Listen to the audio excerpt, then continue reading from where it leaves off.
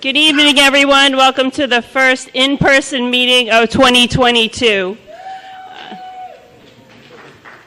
It is my honor to start the meeting with a proclamation. Councilmember Posterly, please take it over.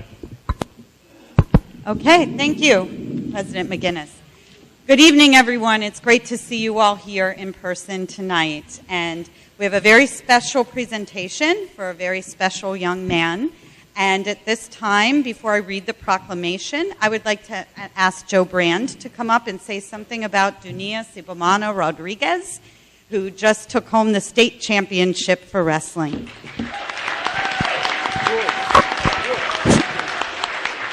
Good evening, everybody. Real quickly, I've had the pleasure of knowing Dunia since he came to the country. Most of the people in the room know my relationship with his dad, Miguel. When I think about Dunia, I think about two things. I think about courage. I think about perseverance. And if you want to talk about two attributes that young and old alike are drawn to or would like to see somebody who has those attributes as much as he does, how they draw people to them and how much people want to be around him. Nobody does it alone. One of the famous, expressions you hear is it takes a village. And in Dunia's case, it certainly has. All right, like I said, right, nobody does it alone. It starts at home. It starts with, a loving household. And they don't come any more loving than the family that he resides with now. Marissa, Miguel, Elijah, and Stella, a wonderful Long Beach family committed to the community. You take a young man like Dunia who's so driven to succeed, and you expose him to that community and that school district, and he runs with it. I remember supervising soccer games that Miguel was coaching, and Dunia would just come along for the ride. And I had the hardest job at the soccer field that day because trying to keep up with Dunia is impossible. I think what you see here tonight is just the tip of the iceberg for this young man. It's not even something I think everybody in the room probably would all agree. Considering what he's been through, where he is, the sky's the limit. And I don't think this is going to be the first time that we're standing in the council chambers here honoring this young man. So without any further ado, I'd like to introduce Dunia. I'd like to introduce Miguel. And I'll let Tina read the proclamation on behalf of the city of Long Beach. Thank you. Thank you. Come on up. Hello.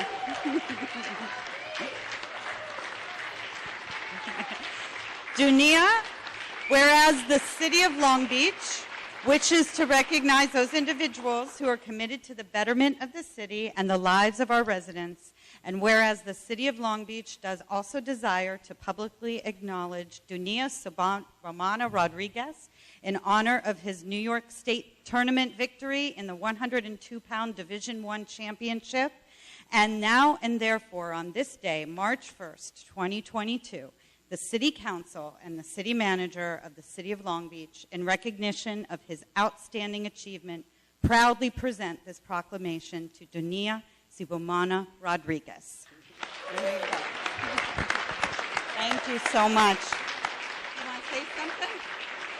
You're an inspiration to all of us. Thank you. Do you want to say anything? I just wanted to say thank you, like Mr. Brandt said. It takes a village, and I said it before. We live in a wonderful community, and I think that we should just continue to work together for the better of the city, because that's just the result of it. Dunia didn't do it alone. He has a great team behind him, and we're very lucky to have him here, inspiring us. So thank you. Thank you so much. Thank you. Thank you for being a wonderful influencing coach.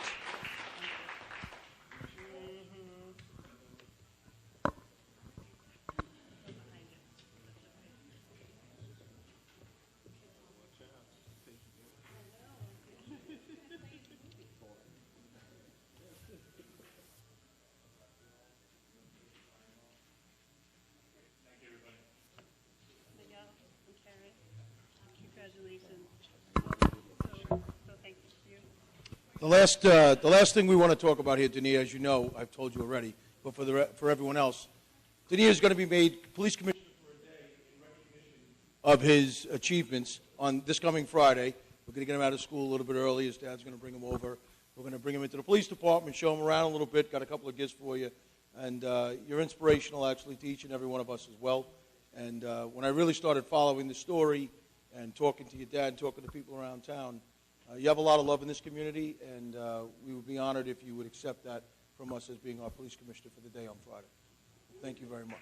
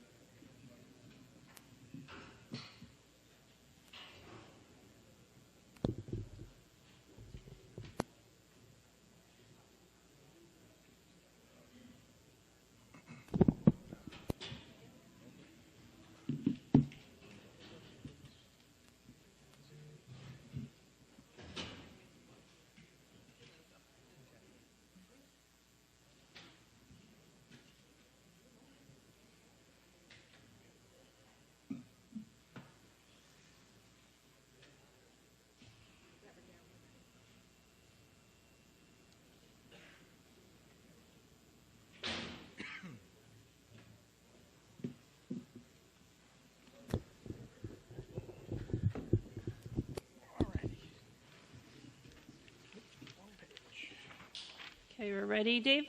Okay. Okay. On here? Okay. Good evening, and welcome to the regular meeting of the Council of the City of Long Beach, held Tuesday, March 1st, 2022 at 7 p.m. We'll have a roll call. Councilmember Posterly. Present. Councilmember Lester. Councilmember Bendo. Present. Vice President Treston. Here. President McGinnis. Present. Let the record indicate the presence of Acting City Manager Ron Walsh and Corporation Counsel Richard Berrios. We'll now have a salute to the flag. Mr. Berrios, would you do the honors, please? Yes.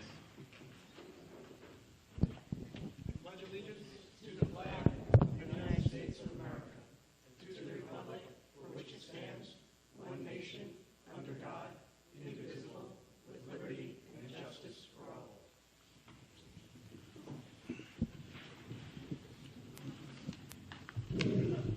Okay. Hello again, everyone. Let me know if I'm not speaking into the mic, Nora. So I just want to start off by saying City Manager Gaydon is en route. She will be here momentarily, so we're going to push the City Manager report towards the end of the meeting. I just want to start out with two housekeeping items. The first one is that we are ever trying to improve how we do business with the city. So we were looking at the code regarding good and welfare and what it says, how we're supposed to follow the process.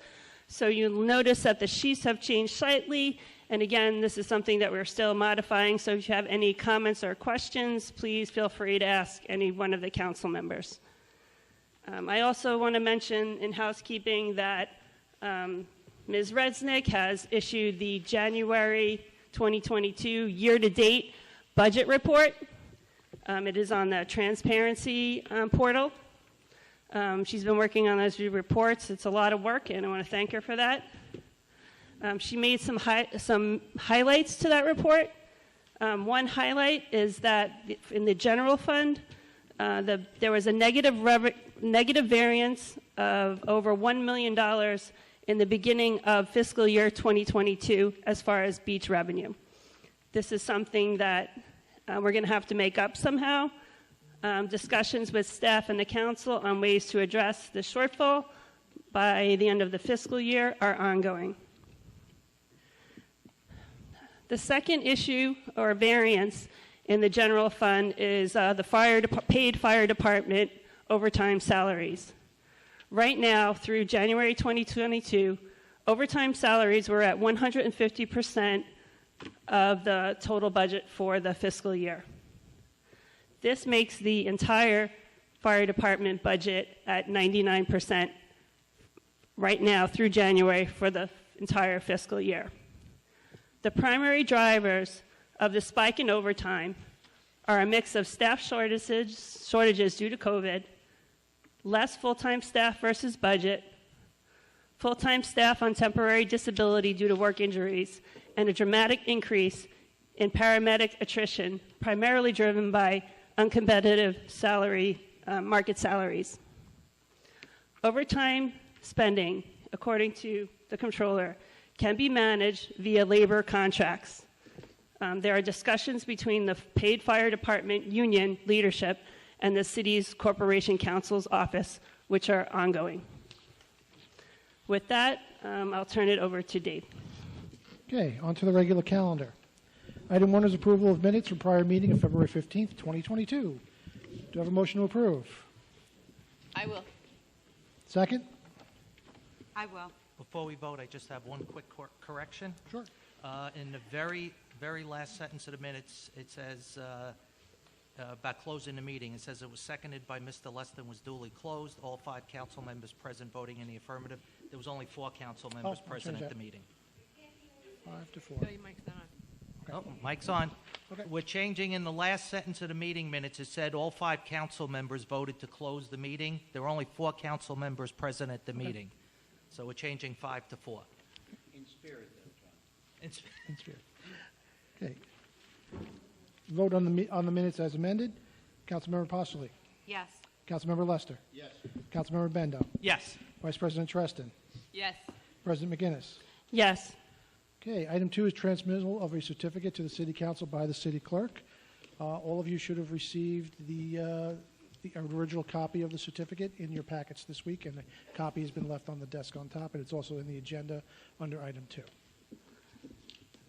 Okay, Mr. Barish, you want to tell us a little bit about the process, please? Sure.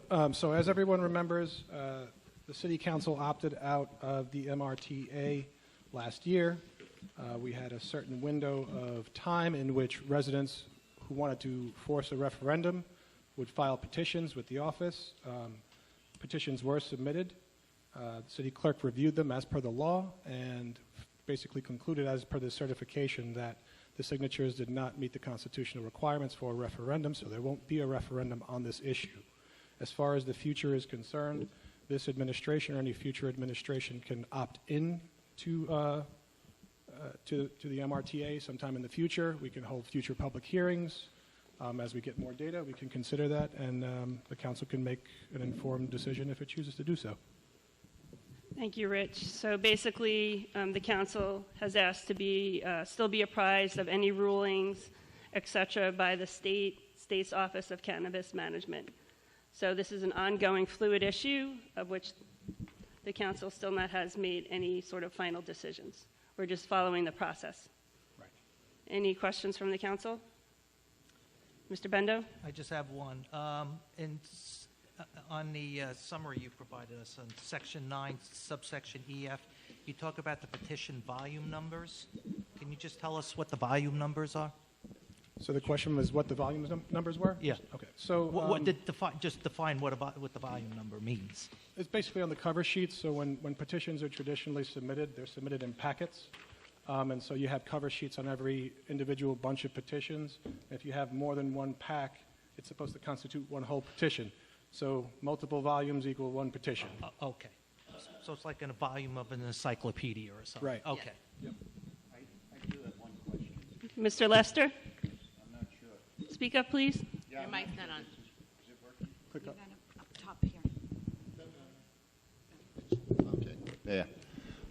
Mr. Barrios, was there any indication on the number of signatures that were required other than the 10% of the vote in the gubernatorial election? I'm sorry. Was there any indication? In other words, if somebody went out to get a petition, did they know how many valid signatures they needed? I wouldn't know if they knew. I know the numbers. It's available. It's an available number from the county board of elections. Do you know how easy that was? I know that. So, Commissioner Walsh pointed out to me that on item number 7 of the certification, it states that per Nassau County Board of Elections, the total number of votes cast by the city for governor in the last gubernatorial election was 12,613. Yes, but that's on the certification. That's not, I'm asking at the time of the petition. Was there, I know that we've gone through this before in petition and you need the same thing when you're running for office, and it's Yes. often difficult to find that number. Right. I just was wondering if that number was easily available other than going through the machinations of trying to get the number from the Board of Elections. I'm not sure what you mean by machinations, but the Board of Elections said the total number of votes was 12,000. Karen, we know what they said. We know I'm the not here to number. It's right there. editorialize. The gubernatorial election said it was 12,613 votes. Therefore, it's 10%, which is roughly 1,200. We know that. I'm asking, was that number readily available to the people? And Mr. Barrios, you say that you would have had to go into the Board of Election to get that number? That's where we got it. Okay. All right. Thank you. Okay. Item number 3 is a resolution authorizing the city manager to purchase bunker gear for the Long Beach Fire Department under New York State contract. I'm sorry. What about President public McGinnis, comment? does Pop- Oh, I'm sorry. I'm sorry. Again, I'm new at this, so I'd like to open that up to the public. Is that correct? You can. Okay. Yes, sir? Yes, please.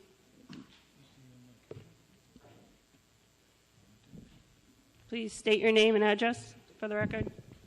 My name is Nathaniel Epstein. I live at 200 Blackheath Road in Lido Beach. I'm one of the activists who collected. Sorry. Can't hear it. It's hard to hear you. Oh, I'm sorry. I said I'm one of the activists who collected signatures. We were aware that the number was somewhere near 1,260, and that we had fallen short of our goal. However, that wasn't going to deter us from turning in the petition. We still wanted to make it clear that there's a good portion of people in town who are for forcing a referendum on this issue. We also had numerous challenges. For one, I don't know about the rest of my fellow activists, but I did not know that those people had to be registered in Long Beach at the time of the gubernatorial race. That was 4 years ago, and many people have moved to Long Beach since then who are interested in signing the petition. Many other people wanted to sign who have just moved here and weren't registered. So No, it was registered at the last election. I'm sorry? Registered at the last election. Oh, the last election? Yes. Okay. Yeah. Well, this I just learned today, personally. Okay. So I just wanted to speak on this for a moment, if I may. First of all, I am curious why only 55% of the signatures were allowed. If you have any notes on that. For various reasons. There are a bunch of signatures that were not on the registered voter rolls. There were some that were illegible, Okay. that couldn't read at all. Some that they didn't specify, didn't fully specify a name or an address. Those are the main reasons why they would have been disallowed. And some that were not in Long Beach at all, as you alluded to before. Okay. Well, I feel the need to add that, we were outside in a blizzard talking to people we never met with no voter information, no systems to tell us who voted and whose address to go to. During a blizzard, during a pandemic, trying to get people's attention who were walking by. So all these factors were at play here. And we had a good amount of people who weren't registered but interested in this. Sorry. My point's not to make excuses for why we fell short. It's to say that if you believe only 300 or so residents want retail cannabis, you're mistaken. I myself have met dozens of residents not yet registered who wanted to sign. Many of the people with whom I spoke had no idea that the city opted out of retail cannabis, and many others were supportive but had other reasons not to want to disclose their names publicly. as in they would have voted yes in an election, but they didn't want their name attached to the stigma. Let's talk about more numbers. I know that 90% of Americans nationally believe that cannabis should be legal, and 60 to 68%, depending on which poll you look at, believe that it should be legal recreationally. Sorry, the first time I meant to say medically, the second time recreationally. And that includes 55% of Republicans even. So, the Marijuana Regulation and Taxation Act passed in the State Assembly by 100 to 49, and in the Senate by 40 to 23. So if that isn't democratic enough, I don't really know what that says about our system and about what this council thinks of our system. Thank you. Thank you. Are there any other comments? Ms. Vining?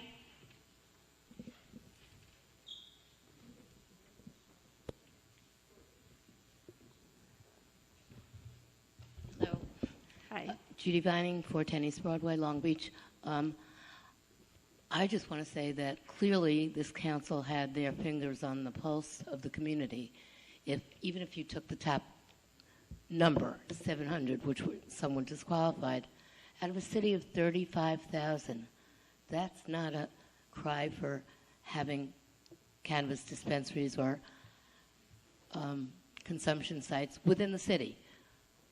It is legal. This is not about legalization at all. It's about what we want our city to look and feel like. The state of California, over 80% of the municipalities opted out of local sales and consumption sites. So I think you guys are to be congratulated on having the foresight to know what this community really wants and what this community really is about. Thank you. Thank you. Mr. Mulvaney?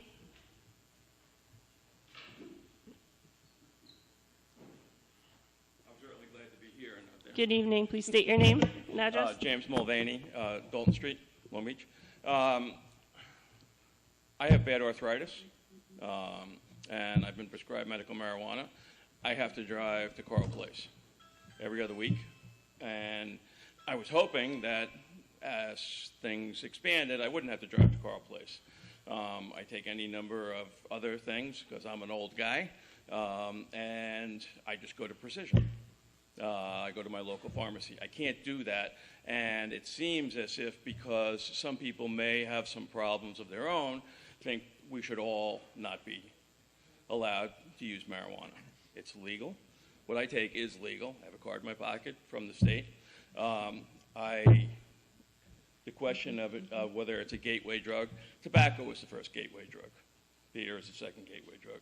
Marijuana isn't a problem. I wonder if before you reached this conclusion, if anybody had gone to Coral Place, if anybody had gone to Lake Success and looked at the places that are now selling marijuana. We hear a lot of panic, a lot of, oh, there's going to be all kinds of bad people. You want bad people? Right here next to Wallbounds. A lot of drug dealing going on.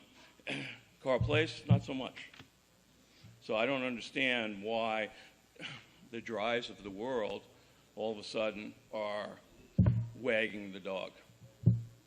I hope that in the future, as things continue, you will start to think about people who have a legitimate legal right to get marijuana, and you're making us drive out of town. Is that the Long Beach we want? Drive people out of town? I hope not. Thank you. Thank you. Mr. Nathan? Okay, Mr. Commissioner?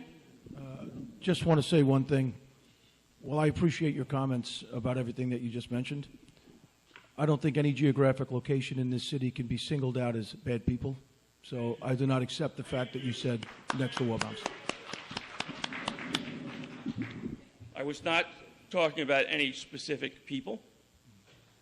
I was one of the opponents when the original plan for Wallbounds to be built, that it was going to come to the street. I just merely wanted to clarify And it. So, it was Mr. moved Mulvaney. back. All right, thank you, Mr. Mr. Mulvaney. It wasn't Okay. grandstanding. I just didn't want it to be misinterpreted. Okay, Mr. Nathan? On my part.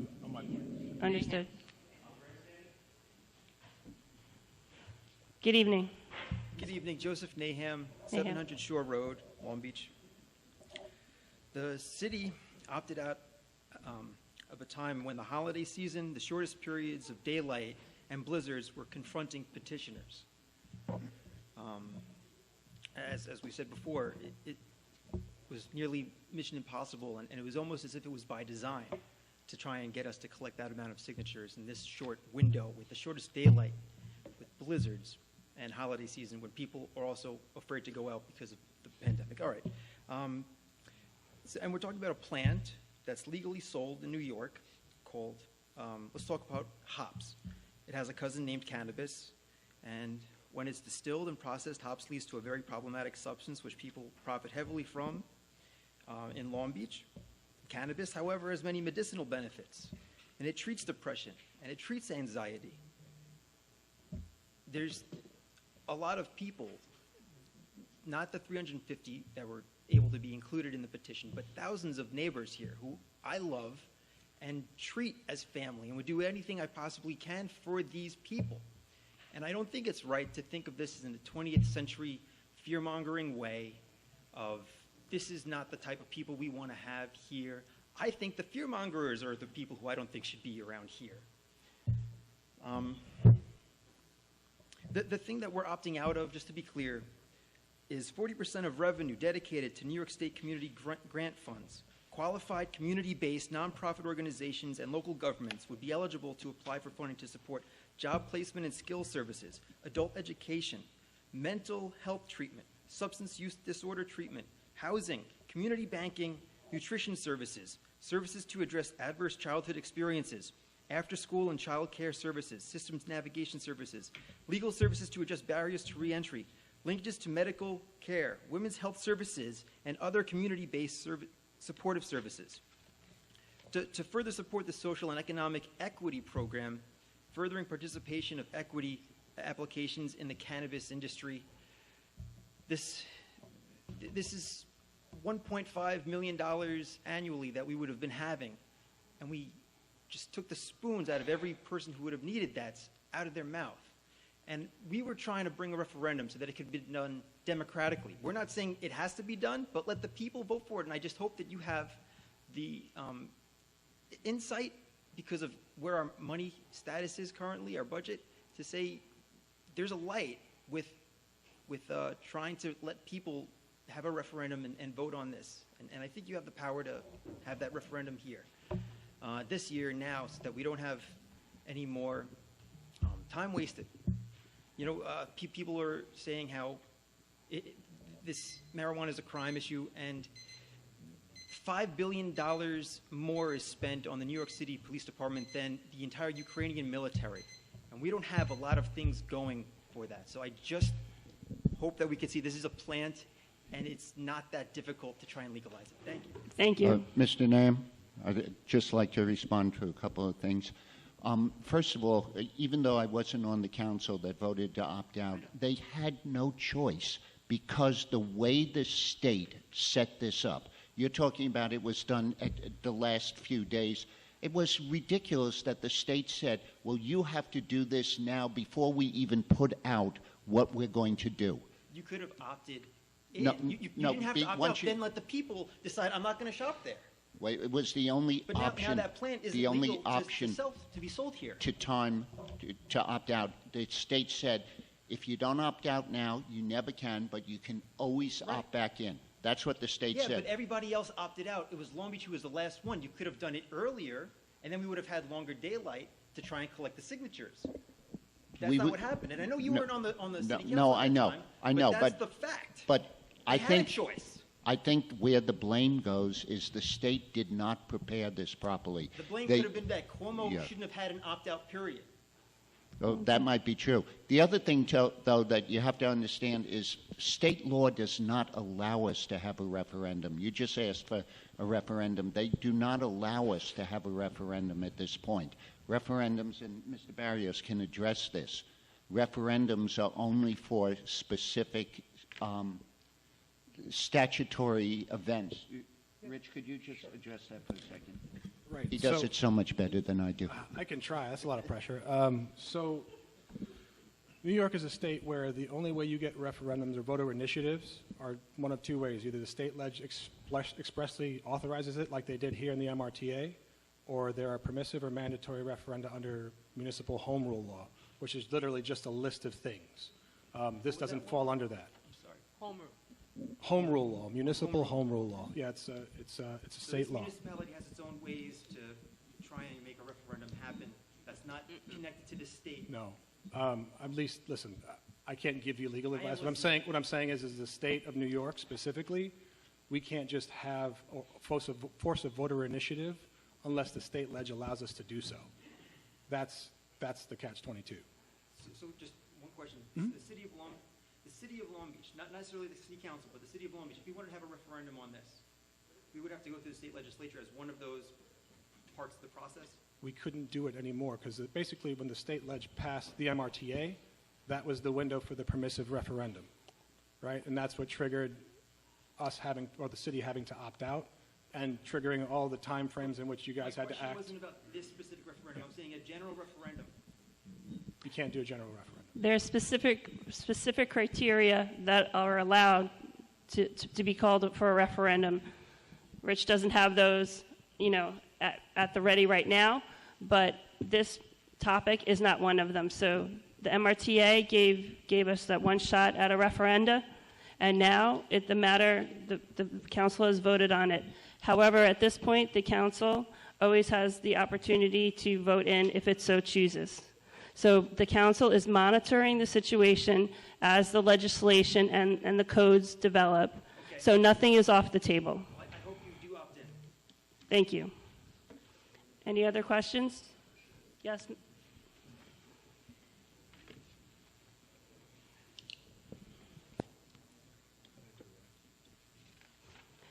Good evening. Linda Kwiatkowski. I live at 106 Atlantic Avenue in Long Beach. I was also working with the grassroots group that was trying to put together the referendum for the retail cannabis opt-in. So and I completely recognize and respect and I'm aware that you guys are continually monitoring it. And so right now, we just received a lot of local attention from it, the Patch, Herald, Newsday, all of those good folks. And we heard that Long Beach residents were concerned that cannabis is a gateway drug. So I'm pretty much just looking to take this opportunity right now to simply provide some data points that will discredit the myth, and then hopefully we can have fruitful discussion, conversation in other meetings, and right now, months to come before you guys have that ultimate decision sort of timeline. First and foremost, chronologically, most users of illicit substances first experiment with either alcohol or tobacco. Have studies provided by the Journal School of Health. Findings show that alcohol is the most used substance. The National Institute on Drug Abuse has developed a marijuana fact sheet, and it clearly states that majority of people who use marijuana do not go on to use other harder illicit substances.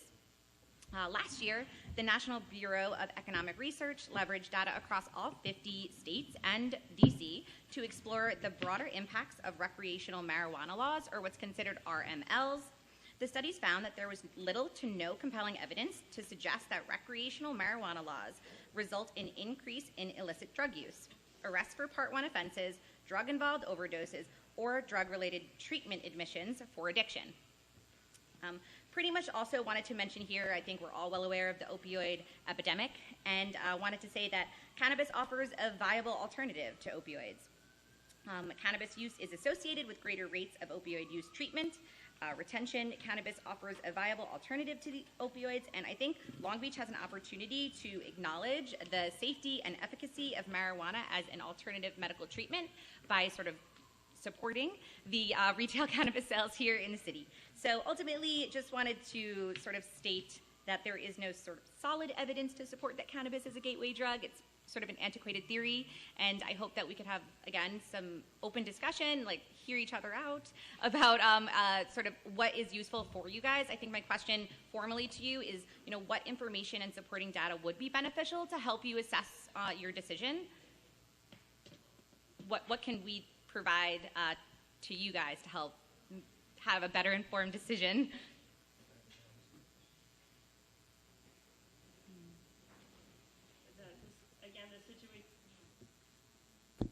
Again, the situation is fluid. We're really looking for guidance from the Office of Cannabis Management to really see how the facilities would be set up and how the drug would be administered.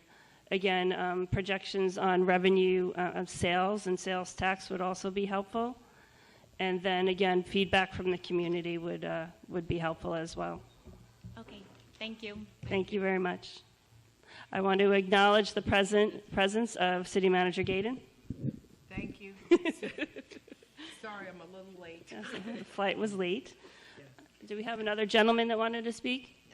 Yes, sir.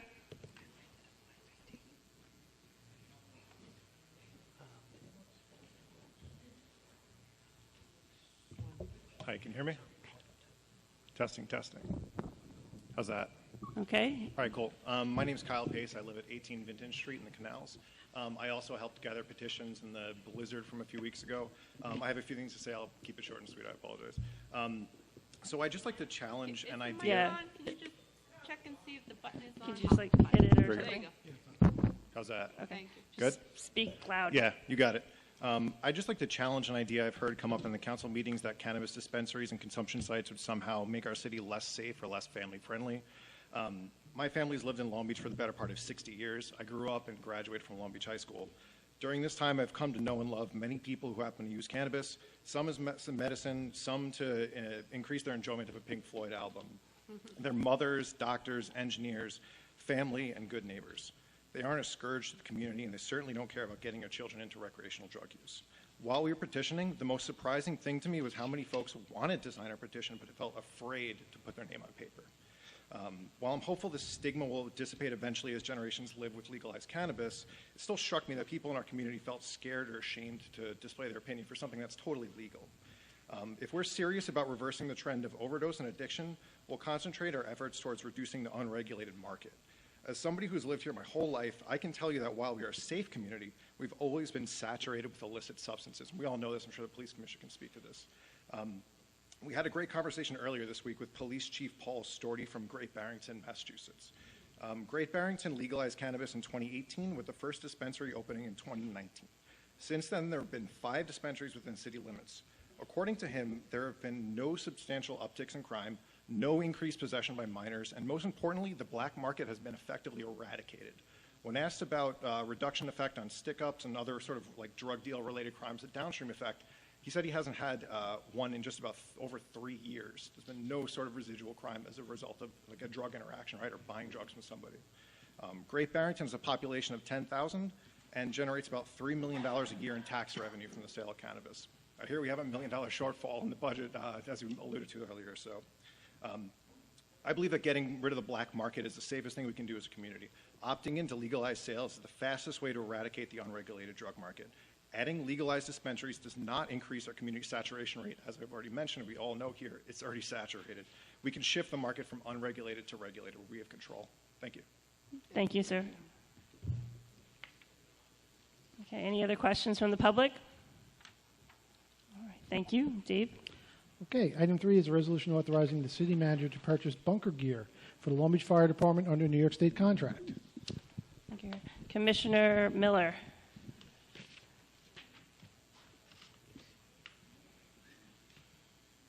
I think you're this item and the next one, so get comfortable.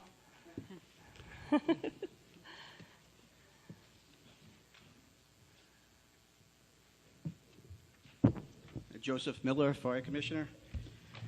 At this time, the Long Beach Fire Department is in need of replacing outdated and non-NFPA compliant bunker gear for members of the department. This safety equipment is necessary to protect the members of the department that are entering fires and are called upon other types of hazardous environments. Under the federal OSHA law 1910.156 for fire brigades, the employer shall provide at no cost to the employee protective clothing while performing firefighter duties. Funding for this purchase is available in the fire department budget account for fire safety equipment. The purchase falls under the state bid process, and the manufacturer Honeywell First Responder Products and our distributor High Tech Fire and Safety are listed on the state contract list. NFPA standards dictate the firefighter safety equipment has a 10-year lifespan from date of manufacturer. Some items being replaced by this purchase are past that recommended time by a few years. We are currently in need of 25 jackets, 25 pants, 25 helmets, and 25 pairs of boots. This is a liability issue that needs to be addressed immediately, and our proactive approach to meeting the department and the city's needs for safety is being met. The length of time needed to manufacture these sets and for us to accept delivery would be about 4 months. In my professional opinion, the firefighters would be best protected by purchasing the new bunker gear. Thank you, Commissioner. I'll start off by asking, are these for the career firefighters or the volunteers or both? It's for both. Okay. And also, are they customized for fit for an individual or? Correct. They come down, they measure, and it's fit specifically for that person. And how did you choose the individuals that would get the new gear? We went by who needed the gear the most, which ones are outdated the most, and who's the most active persons that are going to be using it. And who decided this? I did, and the chiefs. Very good. Thank you. Council members, do you have any questions? I do. Roy, do you have a question? Yes, I do. I have several. You say this, after 10 years, the gear is expired? NFPA gives it a 10-year lifespan. But what is OSHA? We're not an NFPA state. NFPA is a guideline. It Right, sets a the guideline. standards that should be used. They're And they're manufacturers group, as I understand. No, they're the guidelines for the standards throughout the country. Right, but it's not. They recommended 10 years, and also the producers, Honeywell, also has a 10-year warranty on the gear for 10 years service. Does OSHA require 10 years? I don't think OSHA does require. I'm not sure if- exactly what they're if going to require. If you bought gear and it was never used, it would still be replaced after 10 years? According to the standards, yes. So how much of our gear is over 10 years old? Right now, about 50%. Do you mean the relevant gear, just the gear that we're referring to Correct. here? There was stuff that we're replacing right now. So only 50% of the stuff that we're replacing right now is over Now, 10 years? overall, for the department. So the bunker gear, of the bunker gear, The ones that we're replacing right now all need to be replaced. They're all exceeded their lifespan. They're all over 10 years old. Or damaged that they need to be replaced. Well, when our bunker gear is damaged, who repairs it right now? Well, it depends. If it's a slight damage to it where it can be repaired, there are places around that do the repairs. If it's damaged beyond the point of use, it has to be replaced. And you say some of it has been out of date now for more than 2 years? Some of our stuff is out of date, yes. For more than 2 years, you said? Possibly, yeah. Yeah. How many pieces was that? I don't have that information on me. Okay.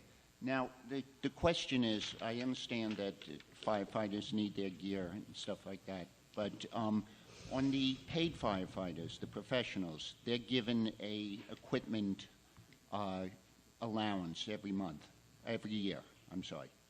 They have a uniform allowance and equipment allowance. Isn't that equipment allowance supposed to take care of this equipment?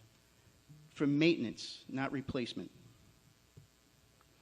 But in the contract, it clearly says that it's only provided one time when they come in. Correct. So the city is obligated under the contract to provide the one time, and they receive the money for maintenance going forward. Right. But So it doesn't say in the contract that the member replaces it. They're just there to maintain it. OSHA requires that the city provide this gear for them to do their job. So have we been doing that in the past? Prior to me, I can't say. Because the contract seems pretty clear. It shall be the responsibility of each member to maintain such gear with the equipment maintenance allowance provided by the city. Correct. So that's $650. So what I don't understand is, my understanding is that the $650 is put aside, and then if they need new gear, they can use that money. Over the 10 years, that's $6,500. The gear costs $4,000. Well, the definition of maintenance is to maintain something in good working order. It doesn't say to replace it. So I'm taking a proactive approach and making sure all the firefighters, paid and volunteer, have the necessary equipment to do their jobs. If their gear is expired, I'm not going to be the one that wants to put them in danger by not providing the gear. No, but I'm just trying to see if we're paying twice for this gear. That's a contractual thing that would have to be taken up during negotiations. Right, But for right now, no. The way I read it, no, we're not paying twice. They're receiving money for maintaining the gear, so if they have minor defects, they can replace it. So if their gear is torn or something like that, they have to repair it? It's not sent out? Oh, it is sent out, but they're responsible for the maintenance of it. So if something got torn where it was still usable, it just had to be repaired, a small amount, they're responsible for the maintenance of that. What does that mean, though? They have to pay for the repair. Do they? If it's me, I would have to check. If it's damaged enough or that they need to, we would have to Because ask. my understanding is the city pays for that repair and always has. That I do not know. I've never seen that before. That's your understanding? Yes. Did you discuss that at the Fire Board of Commissioners meeting last Wednesday? No. Okay. Are you going to? Am I going to? Yeah. Yeah, I would definitely bring that up. Okay, that's a great place to discuss that. Thank you. Any other questions from the council? Mr. Bendo? I assume every firefighter, whether volunteer or paid, is issued bunker gear when they become a member of the force, correct? Correct. When a member stops participating, is their gear, do they keep their gear, or is their gear put back into circulation? No, their gear is put back into service, and it's given to the next person coming in. Okay, because I was just, one of the things like we discovered, because we're voting on the LOSAP tonight as well, is there's a number of people that don't respond on calls anymore, and they turn their gear in for others to use? In our department, we have classifications. Class A or Class B firefighter. Mm-hmm. Class A are interior firefighters, Class B are exterior. With the NFPA standards and OSHA, the interior Class A ones have to have the newer gear. Sure. Exterior can use the older gear because they're not going inside to the hazardous environment. So we are taking care of all the Class A's right now, and we still have more to go to make sure they have the proper gear. Okay. Yeah, I guess my question was if somebody's not responding anymore, their gear can be used by others if they're not using it anymore. Okay.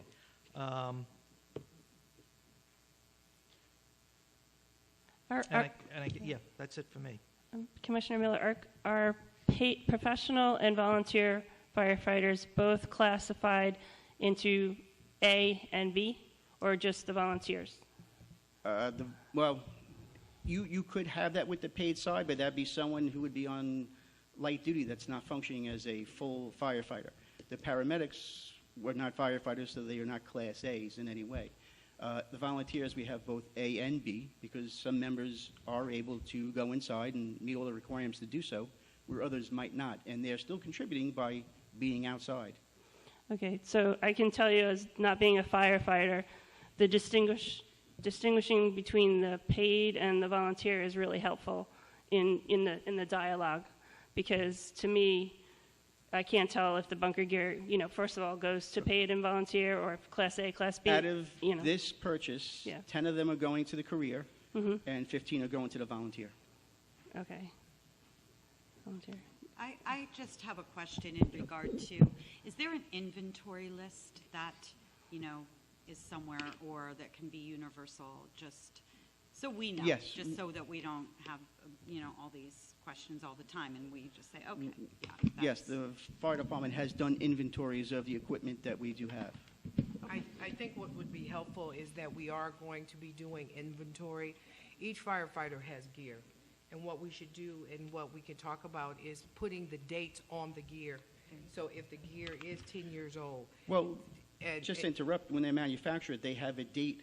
All the equipment has dates of when it was manufactured, and you go by that. Right.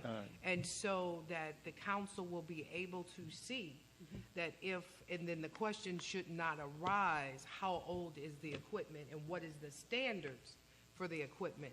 So that everybody knows that CDBG gives us money, and I asked CDBG to fund some more bunker gear because of the bunker gear that we're replacing, as he stated, at least 50%. That what we're replacing does not constitute the 50%.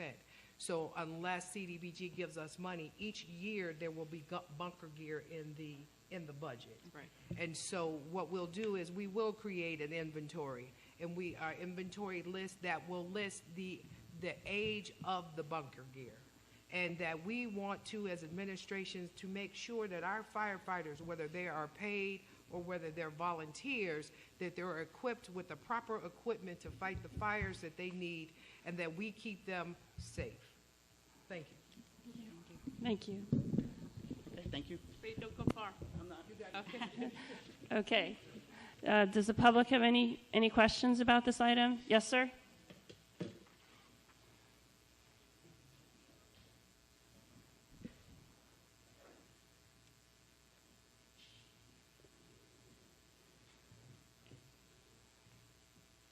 Evening, everyone.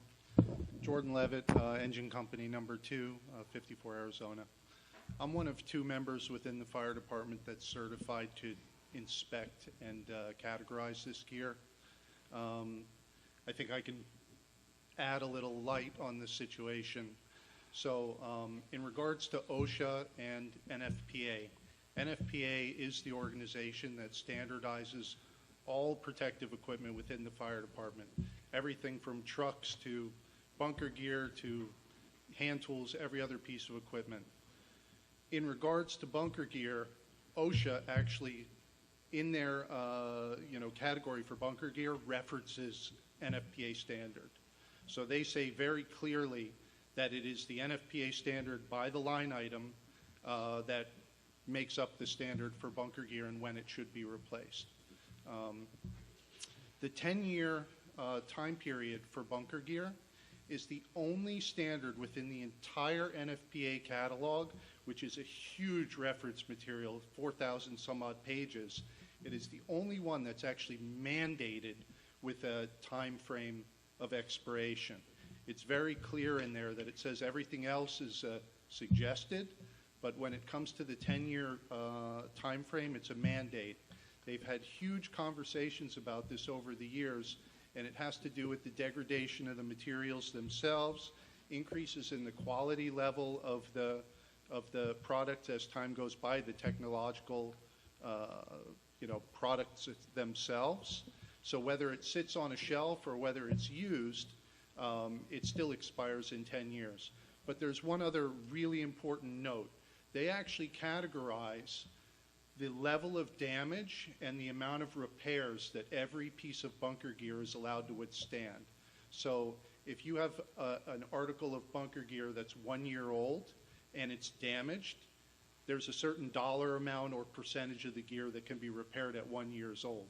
By the time it reaches 7, 8 years old, it's virtually beyond repair. You can't spend the money to fix it because they simply say it shouldn't be fixed at this point, it should be replaced. So they say the 10 years on the outside. They're saying that if the gear is damaged by excessive heat, if it's discolored, if it's torn in a way where it can't be properly repaired, it may need to be retired in 1 year. And one other quick thing to note is that when new members come on the fire department, paid members receive brand new gear when they come on the fire department made to measure. Volunteers are generally given hand-me-down gear, and it's only after a period of time that they've come around enough and their percentage is high enough that they're then potentially issued new gear which is fit for them. So my question would be, in this particular case, my understanding is that most of this gear had timed out, so to speak. It's more than timing out. Yes, everything that's on the list has timed out. Timed out. So yeah. we're not even considering the gear that's slightly damaged. We're only looking at gear that's either significantly damaged beyond the ability to repair it or has been timed out. But my understanding was most of it was timed out. Yes. There's a huge number. So we would know when we buy the gear that it's got a useful life of 10 years. And so we would theoretically put money aside for, a tenth of the purchase price. Is that ever done? That's well above my pay grade. Okay. However, what I could say is that it makes sense that we should be taking a portion of the budget each year to replace gear so that it is staggered and it's a little bit less expensive. I think we're playing a little bit of catch-up right now because we do have quite a bit of gear that's substantially damaged or beyond the date. But eventually we will get to the point where it becomes a maintainable dollar amount each year. Now, can you talk to me about maintenance of the gear? Sure. I'm very confused about that. Wait, I think Commissioner Miller, is that your purview, the maintenance of the gear? He's certified for the inspections, so Oh. maintenance part, he's more capable of answering. Oh, yes, sir. Okay. Thank you, Commissioner. So there are a few different ways that gear is maintained. Number one, we have to maintain the gear after every fire scene. So when that gear is exposed to heat or is exposed to the chemicals of a fire, it needs to be washed correctly. Currently, we only have one set of washer dryers, which is the correct approved washer dryer in order to wash that gear, which we have at headquarters. I think it's an eventual plan that we add another set of washer dryers because it's simply not enough. When we have a large fire like we had at Sorrento's, you can have 100 firefighters who need to wash their gear, and unfortunately those chemicals are hugely caustic to the gear itself, so it's important to get it washed thoroughly and quickly. As far as general maintenance goes, we do have a list of criteria whenever we check the gear, and we're inspecting the gear once yearly. So we check the gear for a number of things. We check it for discoloration, we check it for torn seams, we check to make sure that the vapor barriers are intact, that all the snaps and buckles work the way that they're supposed to. And then we have to, use a little bit of common sense to try to figure out, okay, which are really the priorities. And like the commissioner said, you have members that are, highly active members or are paid members that they're going to go through gear quicker, and then you have others that, show up on the big alarms and their gear lasts longer. But, it's an intensive process to maintain this gear, and from a safety standpoint, it's a huge safety issue. Another just very quick point that you might want to research on is that there's now an ongoing investigation into some of the chemicals that are being used in the vapor barriers of bunker gear. They're found themselves to be cancer causing. So there may come a time, and this may be many years in the future, but there may come a time where the government simply says all bunker gear now has to meet a new standard. But that's just something, we're not talking in the next couple of years. It's something that's going to happen eventually. Well, so in the maintenance, if something's torn, do you guys fix it? Or No. Oh, it goes So, out. Yeah, so there are a few companies that are certified Right. to fix bunker gear. They Yes. have to be companies that are approved by the manufacturer. Where I received my training on checking bunker gear is the same company that FDNY uses to repair their bunker gear. And we can send gear to them, and they make the repairs and send it back to us. Now, interestingly enough, if you send them gear that's out of date, they won't repair it. So they're the ones who make the determination on whether the gear can be repaired or not. Thank you. Thank you. Can I just add one question before you step down? Since the 10-year effective useful life of the gear starts from date of manufacture, not date of first use, is bunker gear generally manufactured when ordered, or, do you buy stuff that's been sitting on a shelf for 8 months, or it's usually made to order? It's custom fitted. It's custom fitted, so they're made to order. So you're getting the brand new gear when you buy it. Okay. Yeah, there's a certain amount of inventory that we have to keep in stock as far as helmets go or gloves and things like that are wearable, Generic things, wearable yeah. items. But but the bunker gear is made to order. Okay. So, Thank you. I just had a question for both of you. I think, as far as I know, there's four active chiefs in the volunteers department. Is that correct? Correct. Is one of those chiefs responsible for gear? Yes, one chief is in charge of equipment. So that chief maintains the inventory list? Correct. Okay, thank you. Yes. We just did an inventory just a month ago in anticipation with this, and we went through everything. So that's why we are prepared. We do have a list already of everyone in the department. Excellent, thank you. Okay. And just so we're clear, NFPA standards are yearly inspections like we just did. through people that are trained to do it. We also do inspections every time we use the gear. You know, whether it's going to drill, on a call, I'm getting on the truck, someone sees something, they're going to say something. So all the times it's being looked at. Excellent. And it's just done more thoroughly at a yearly time. Got it. And council members, any other questions? Okay, any questions from the public? Ms. Hession?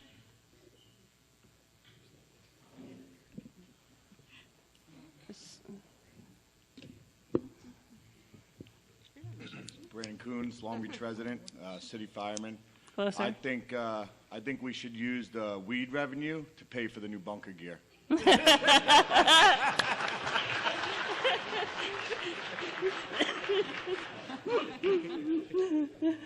So you gotta love Long Beach. Okay. Eileen Hession, Long Beach. I just wanted to thank the firefighter for all the information that he gave, because I had a lot of questions, because as we all know, we are broke, and this is a sad year to have to spend $100,000, but the safety of our firefighters is the most important thing, so we do have to bite the bullet. My question was, you know, did all 25 people join the force at the same time? But I guess some of it is older than 10 years. In any event, I wanted to thank Donna for having the idea of inventorying things so that we know, because there has to be oversight on some of these things. I don't mean the firefighters especially, I mean all of the things that we buy. Sometimes I sit here and I think, who vetted that? Who chose to buy that? Or who chose to put that much money in something? And I just wonder sometimes. So I'm glad, Donna, that you're going to, you know, put the year on the things when they come in, or whatever it is that you're going to do with this. And I hope that continues with everything that we do. Thank you. Thank you for saying that. One of the things I want to say is this on? One of the things I want to say is the bunker gear, the $100,000 that was to be spent was in the budget. This new administration over the last 2 years have looked at everything, and when you can't, all right, can you hear me now? All right, this administration over the last 2 years have done everything that they can do to save money, and we budgeted for this new bunker gear. The $100,000 is coming that we had out of the budget. So when we have a good executive team, we have a good team that works for the city. It's not like it was when I first got here. So when we bring something to the council for it to be voted on so we can purchase, believe me, it's been vetted to the best way it can be done. It's whatever, we've gone through the proper procedures. So I want the audience to know that when we bring something for it to be voted on to purchase, it's not that we just pick something out of the air.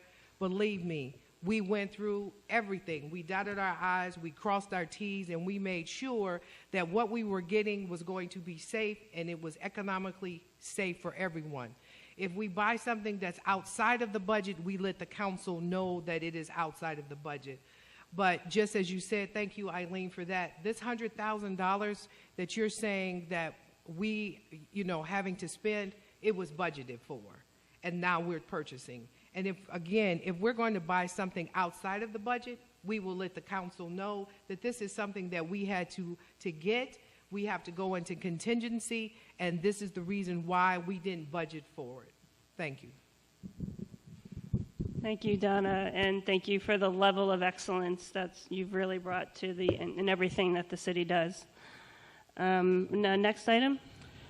Item. Oh, I'm sorry. Did I forget the public again? Mary. Ms. Velosevich?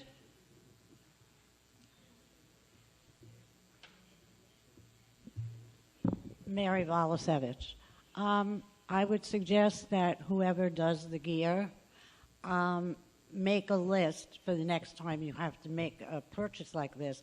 This way you're ready for it and it's in the budget like Donna just said.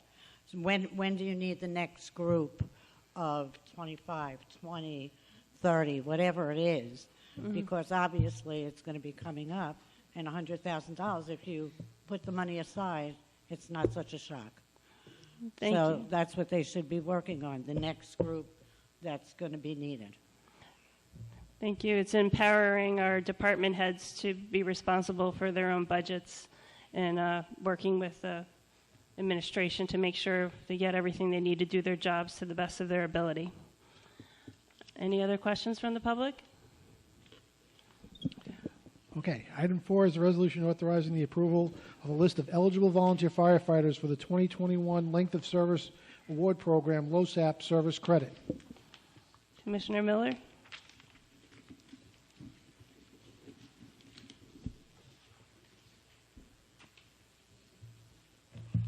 The Long Beach Fire Department LOSAP program is an award program that offers benefits to the volunteer members and EMS personnel of the department pursuant to General Municipal Law, Section 216. As per New York State General Business Law, Article 11A, Section 217, 1 year of firefighting service must be credited under a service award program for each calendar year in which an active volunteer firefighter accumulates at least 50 points. These points include members' attendance in alarms, drills, standbys, meetings, and training classes throughout the calendar year. To be eligible to receive these benefits, members must reach the age of 65 years old and have had 20 years of active service in the department. I ask that the City Council approve the list of names that have been provided and certified as to reaching the 50-point requirement for the calendar year of 2021. Okay. Any questions from the council? I have a couple. This program is gives the firefighters some compensation after they've done 20 years. And reach 65 years of age. Right. So what if you've done 25 or 30? You still get the same? It's limited? Our plan, which is the bottom plan, the lowest one we can get, no, it doesn't change. Once you reach that 65, 20 years, the money stays the same. It doesn't matter if you do 25 or 30. Now, I understand we're kind of unique in that most municipalities go, or townships or whatever, go higher than the Correct. 20? Most are, I think we're the last one at this level. And we're talking about to increase the level so that you award somebody for 25 or 30 years. I believe we discussed it at the fire board meeting. It's something That's we why would I'm like to bringing do. it up. Yes. In the future that we could discuss with the council. But yes, we'd like to increase it in the future. And, you know, what is the longest fireman we have right now? How many years of service? Is that you, Scott? The longest is got in 1957. 56, I'm sorry, 56. So that's a lot of years. I don't think we could go up to 50 or something like that. But relatively speaking, if I understand, to even go up to, 40 would only cost us about another additional $90,000. Is that correct? I don't have the exact number. Yeah. Yes, as Scott's saying, yes, he knows the program in and out. So yes, it would. And how many firefighters do we have that go over the 20 years? Scott probably knows that off the top of his head. Go ahead.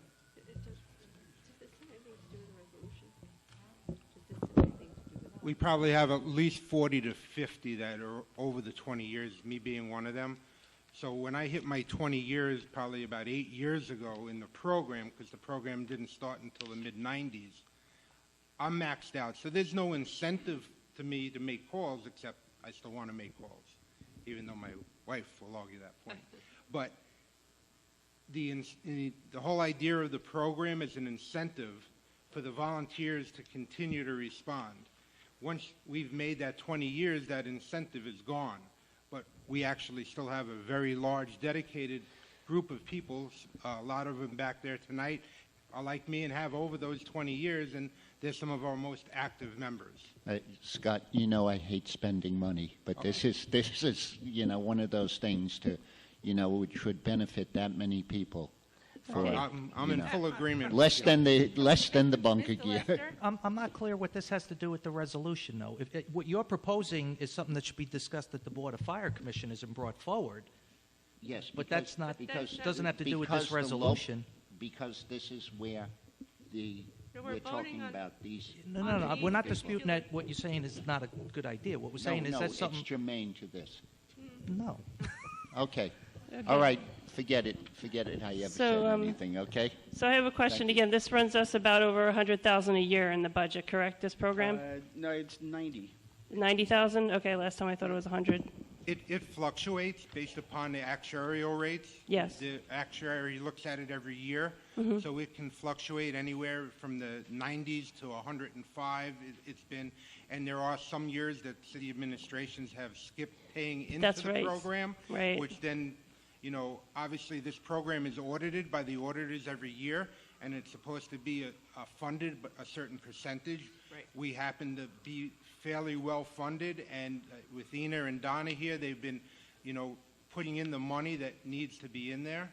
And once again, it is a budgeted number. It's not money we don't have budgeted.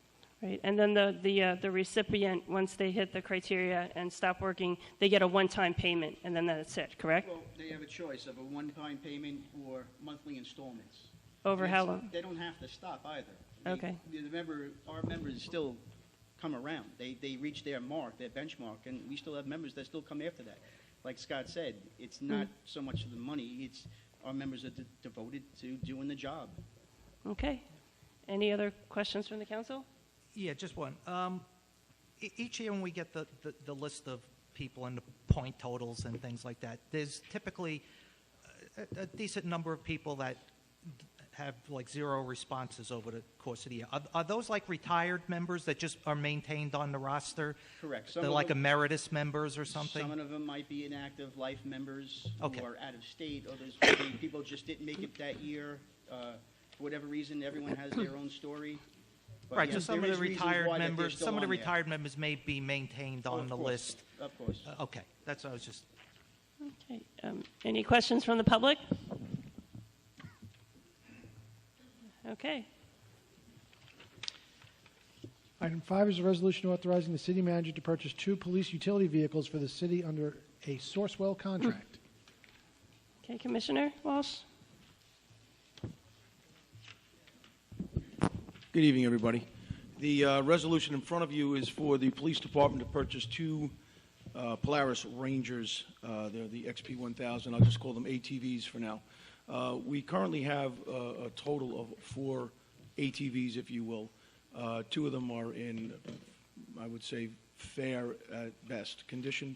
The other 2 are much more serviceable. We decided to purchase these vehicles and put it in the plan. It is a budgeted item in our capital project budget.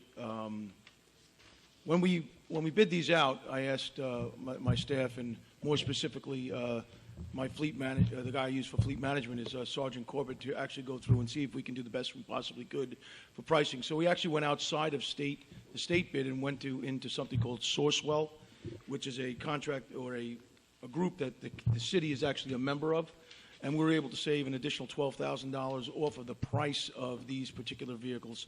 I have tons of information in my head about our fleet and these particular vehicles if you have any questions about it. But these particular vehicles that we're purchasing, these ATVs that we're purchasing, for the 2 of them, it's $37,379.12. They're equipped the way we need them to be, including lights and windshield and stuff like that. They're also a fast response vehicle. They're used year-round for us, like we use them during the polar bear plunge and times like that. They're also used when our officers are out on patrol on the beach and other officers are engaged. These vehicles will go on the street and they can get to a response at a quick speed. We don't want to have something out that isn't actually used as a quick response vehicle, which is one of the reasons why we didn't choose another one of the manufacturers. Like we have one now called a Mule. It's very slow. It goes 12 miles an hour. And if you're in an emergency situation, you wouldn't want us driving there at 12 miles an hour to get there. You want us to get there quick. What's that? Maybe that's why it's called. Yeah, I think that's why they called it a Mule. I think that's about right, yeah. So if anybody has any questions, I'd be more than happy to answer them.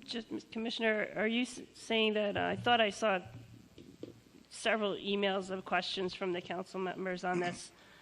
Are you saying that the usage of this is not customary for a regular vehicle or something?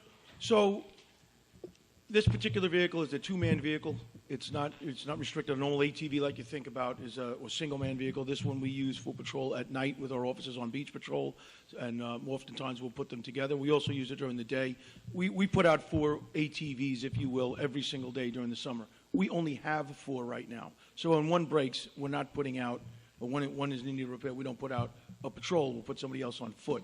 Unfortunately, there have been times over the last year where we've had 2 and sometimes even 3 of our vehicles, ATVs, were down, so we're taking from the lifeguards or something else, and they are not the same vehicle. The lifeguards use a mule. They generally are transporting the vehicles at a much using the vehicles at a much slower rate. They transport equipment, and they just ferry people around. They don't use it as a fast response vehicle like the police department does, which is one of the reasons why we're actually looking for these specific. We did look at John Deere has a model of this in particular, but each John Deere police-rated ATV, 2-person, was over $45,000 as we looked at them where they were equipped. So we're getting 2 of these for $37,000. Okay. Any questions from the council? Yes. Tina? Mine's quick. I just wondered, Commissioner, what happens to the ones that are nearing the end of their useful lives? Is there like a trade-in program or anything where we can? By the time we're done with them, there's really no value. We actually have a few over in the boneyard there that there's just no value to them. I mean, we'll try to auction them off, but we won't get much. One of our mule right now, the whole undercarriage is rusted, and we don't expect it to last a lot longer. But what we'll do with those is we'll get them into a state of readiness so that at least we can use them if one of these 4 that hopefully we have as good service vehicles breaks, we can just substitute another vehicle into it for the time being. Okay. While it's being repaired. And you did say they're completely street legal? These are used as fast response vehicles. You couldn't register this as a car. It's a different vehicle, but it is permitted to be on the street for us, yes. It is? Yeah. And they can carry a stretcher in the back? I would say these you could. We don't normally outfit them that way. When they're outfitted that way, you lock the stretcher in the back. But if we had to move a person off of the beach in an emergency like that, they could be used for that. Yes. All right. Thank you. Yes. Any other questions? Okay. Any questions from the public? Yes, Ms. Hession?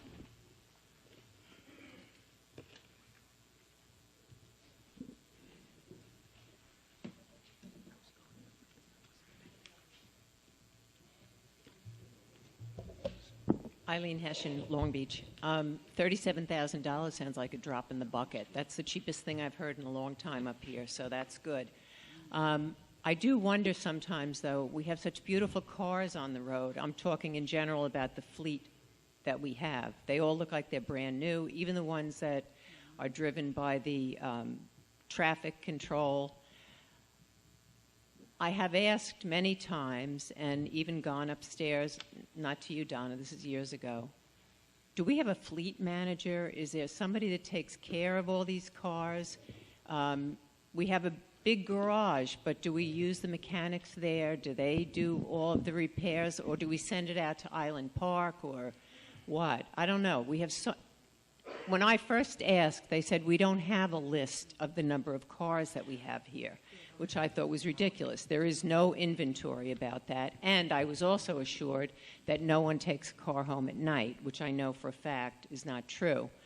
So cars are expensive. These cars, these 2 little things, are not expensive. But, I mean, we've got, we used to say, are you going to get a Volkswagen or a Cadillac? And sometimes I think we choose the Cadillac version. Anyway, I think our cars are too expensive. We have a lot of them. Do I have to foil to find out how many we have? Actually, no, you don't have to foil. It seems like that question has come up from council members as well. Yes, we do have a fleet manager. We also have an inventory of all the cars that we have. In the past, the city had bought software to put all of the information on each individual car and all of the maintenance. We are now in the process of completing that software, so every vehicle that we have is in that software. Every vehicle that we have is on an inventory list, and every vehicle that is taken out that's driven overnight or it is taken home by someone, we know exactly who they are.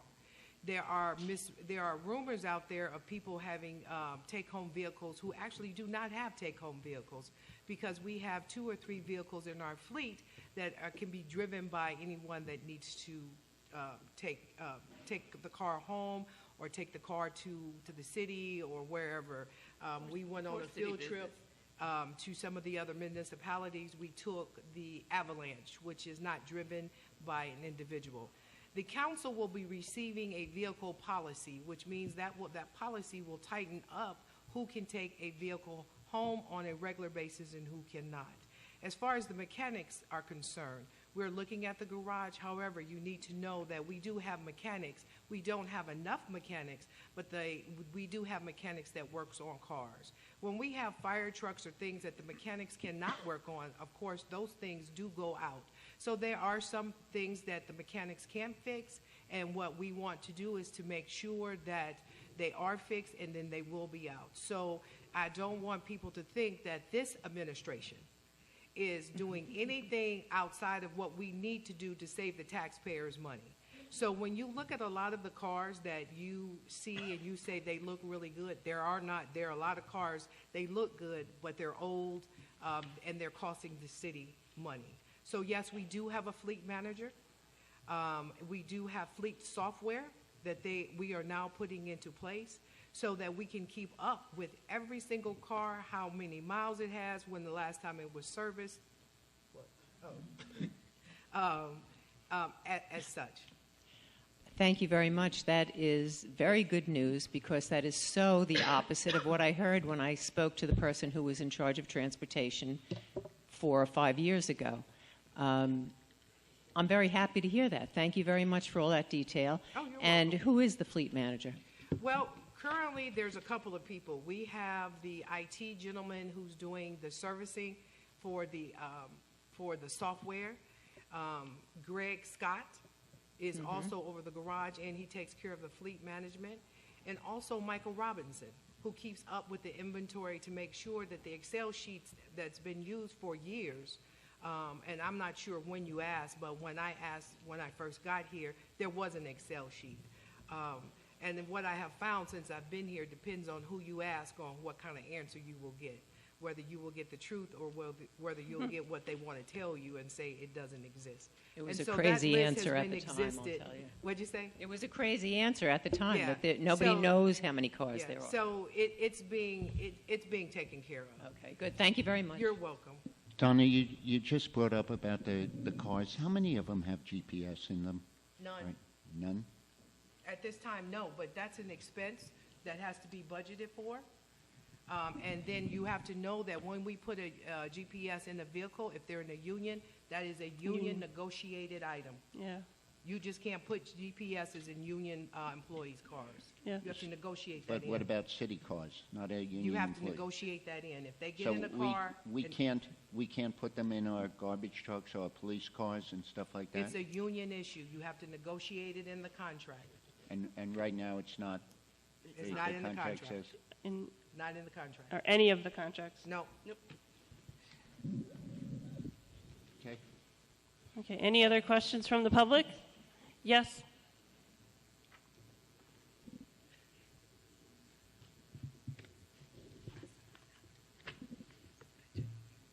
Mary Valasevich, have you ever thought of working with the schools? They're used to working on buses. Have you ever thought of using their mechanics who know how to work on the buses and possibly getting rid of the eyesore of a garage and working with the school district in a cooperative thing and bring those mechanics over to there? Has that ever been explored? We've explored looking into intergovernment agreements with other entities. Is something that we have to continue to look at. And thank you. We can reach out to the school and see what, if they have the ability to do that. You could park your buses there. I'm sure you would know, Most garages Roy. right now They don't have have plenty that of room ability. for buses, don't they? The school district has reached out to the city for years to try to... Oh, they have. Well, they haven't reached out to the city in the last 2 years that I've been here. no. So, The so let's entire not time. say that. So we will reach out to the school district I and think see that if would that's save what we you want to money, do. and you could Yes. get rid of that building, if possible, sell it, and make some revenue for the city. Thank you. Any other questions from the public on this item? Okay, next item. Item 6 is a resolution authorizing the filing of an application with the County of Nassau for the purpose of undertaking a community development program under Title I of the Housing and Community Development Act of 1974 as amended and Title II of the National Affordable Housing Act of 1990 as amended for inclusion in the city's community development program for the 2022-23 48th year. This item is for publication only. A hearing will be held March 15th at 7 p.m. Item 7 is a resolution authorizing publication of a notice of public hearing of an application to waive off-street parking requirements for premise 966 West Beach Street, street floor for a retail convenience store. This item is for publication only. A hearing will be held March 15th at 7 p.m. On to the voting. Wait. No, if you, it's just to file the application if you don't need it. Yeah, right. We don't need a hearing or anything. And, Yeah, the hearing's at the next meeting. Yeah, okay. all right. Yeah. Yep. So, Now, okay. So you're 2 weeks early. Okay. On to the voting.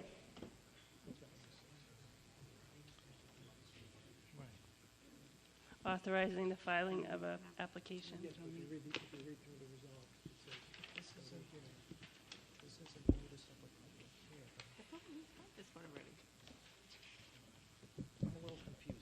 Stand Yeah, by. we're all This is confused. not a notice of a public hearing, it's resolution authorizing the filing. If you read in the resolved, in the resolved in the item, it states it's for scheduling a public hearing for March 15th. Authorized to execute and file an application.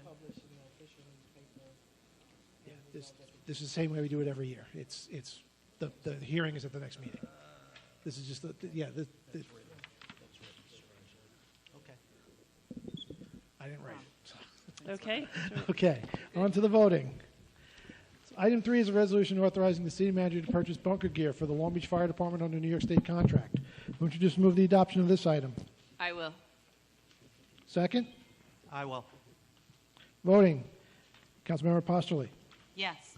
Councilmember Lester. No. Councilmember Bendo. Yes.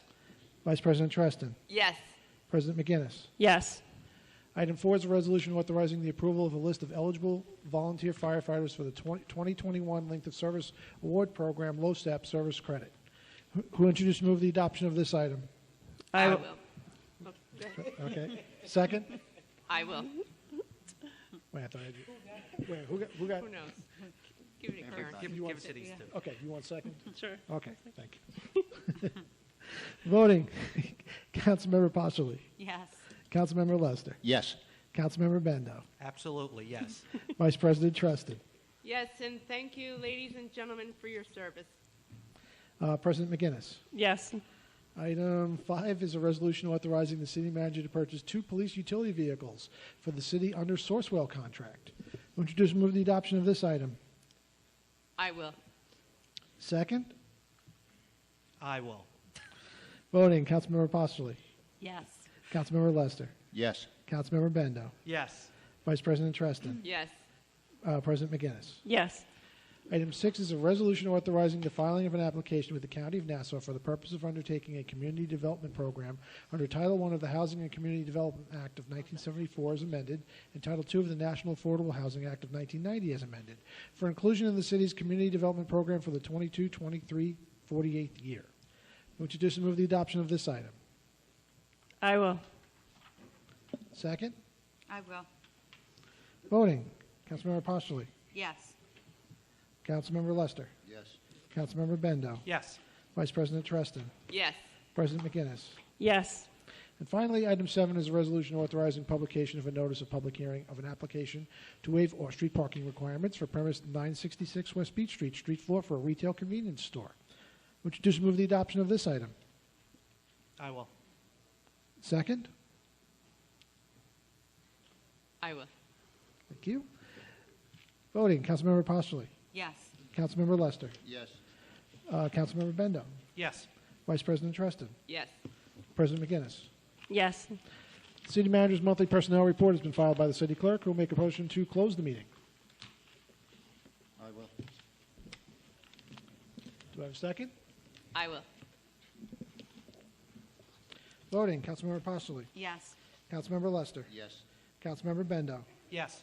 Vice President Treston. Yes. President McGinnis. Yes.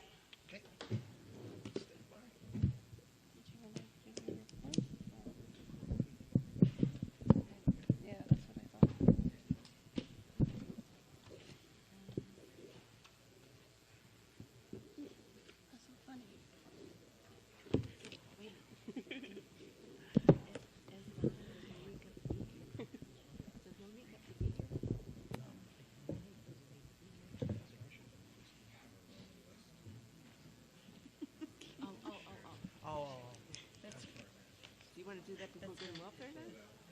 Then she can leave? Yeah, I like that.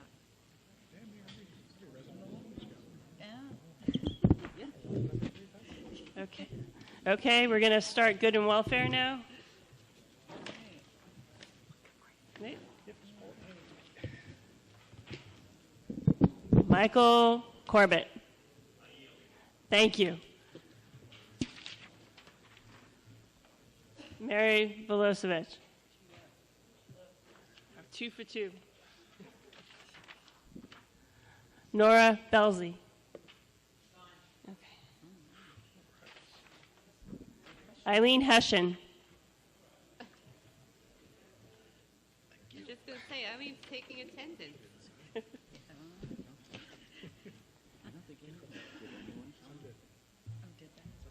Eileen Hession, Long Beach. Can I have their 3 minutes too, giving me 9? No. Talk fast. I'm just hoping, I'm in a very money mood tonight, that these things come up in city council meetings soon so that the people can put their ideas forth. A good accounting of the beach revenue. Information about the $2 million fire engine. Lots of information about the parking meters we listened to already, and frankly, I don't believe we're going to get $6 million a year out of that, so I need somebody at a city council meeting to truly convince me of that. And the lifeguard chairs. I know we talked about it already, but somebody had a very good idea. I think it was Kathleen O'Leary who suggested that we try to get the... No? It was Miss Donovan. Oh, sorry. To get the stores to sponsor them, put a big sign up on the back, you know, this is Gino's lifeguard chair, that kind of thing. And that's how we can save some money. So that's what I'd like to see come up in some meetings. Thank you. Thank you. Thank you.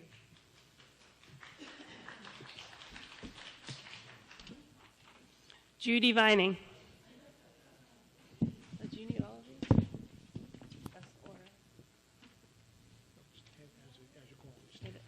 Hello, Judy Vining, Long Beach.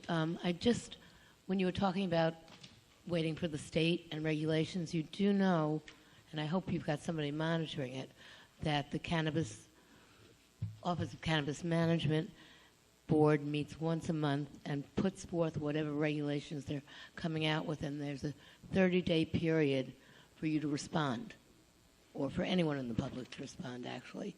So that's kind of important to keep your eye on, because they come up with an awful lot of stuff, including lack of restrictions on advertising, things like that, that you can't really touch as a municipality. So that was just an FYI. And in terms of medical versus legal, it is all legal in New York State now. We're not discussing that. What we're really discussing is access. And that's where, with whatever the substance is, wherever you are, that is the problem in terms of youth. Not that someone is going to absolutely go out of their way to sell to our kids, but it's the messages, and that's part of the reason that multiple cities across the country now, Colorado probably being the one with the longest longitudinal history, where for every dollar they take in taxes, they spend $4.50 in services that are now needed, including new police services, health care, and some of that is written into the MARTA law, but it's not to be filtered down this way. It's a statewide. Just an FYI. Thank you. Okay. Thank you. Phyllis Labuddy? All right. Thank you. Blank. Ron Paganini. Get up here.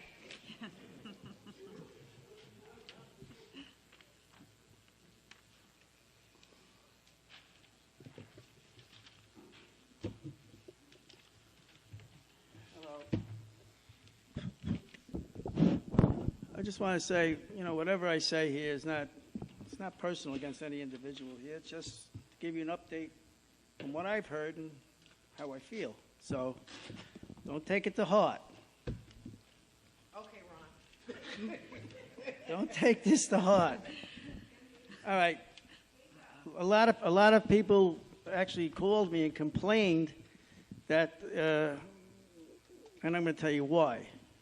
And this is the question. Could the president of the council explain, and I'm not saying you did anything wrong, explain why she and others took a city car 2 weeks ago and went to Suffolk County? All right. Let me finish up. Next. Just for the record, this is the latest in the case of the employee who didn't sign in for 5 years and got paid. So I met with the city manager on January 20th. And who else? You met with the union? Yeah, the union was there. Mr. Barrios was there. And I just want to say I met with them to show them and give them copies of the evidence. The city said they would look into the situation internally. I don't know. I know that the city can't speak about this matter, but from what I heard, nothing has been done. But this is, I have to say this for the record. Now, 3, is the city aware that the exhaust system in the garage where the buses are parked are barely working to suck those fumes out? It's bad news. That's what I was told. On the other side of the garage where the mechanics work, it's a separate area, the system is not working at all. So, and it's been down a long time. So who's responsible for this? Not you guys. Not you. Because if you don't know what's going on, it's other people that should tell you. This is a safety thing. Those fumes are toxic, especially the ones out of the buses. We put a detergent in there that's highly toxic to clean the exhaust systems. Next, and this one is blowing me away a little too. Can the city explain why our chief heavy-duty mechanic, and he's a great mechanic, doesn't do mechanic work anymore? He doesn't have the status of director of the garage like the other, like other people that have the leisure not to work. Heavy-duty mechanic doesn't do any work anymore. His specification states that he works. We need mechanics, and we're short. So, I mean, just look into it. Look at his specs and what's going on. So that's all I have to say for now. Thank you. Thank you, Mr. Packard. Thank you. So the question was, the very first question was, why was a car go to Suffolk County? Myself and other council members were invited to an event, and I and the president here was invited to speak at this event. 1, it was to build relationships. 2, the people that invited us, it's the, what's the name of it? Long Island Builders Institute. The Long Island Builders Institute is the company or the organization that donated the handicapped or accessible playhouse. We made a lot of contacts while we were there. We built some relationships, and we're moving to help move the city forward. So that all of those that are concerned about where the truck goes and whether we're in the county or out of the county, I think what's most important is that what are we doing to help bring in additional money? And one way that you bring in additional money is that you make the contacts, whether it's in Suffolk County, whether it's in Nassau County, or whether it's in Albany, to make sure that we can get what we need to continue to run this city, and that any type of monies that we get will help us if we don't have to use operating funds. Yes, we did meet with you. The group met with you, and you brought up the issues. Again, I would say to you is that any staff member who feels that they can go to you to talk about the problems that are going on to the garage, that's a staff member who needs to be talking to their director. And I have asked you many times to say, if there is an issue within a department, that issue needs to be taken up with the department, not with an outside person who no longer works for the city, but is constantly coming to say what he or she has heard. So I encourage you again, for whoever is giving you all the information, to give the information to the people that could make a difference and not say this is what they heard. Thank you very much. I'm sorry, I do have a question, though, Donna. Sure.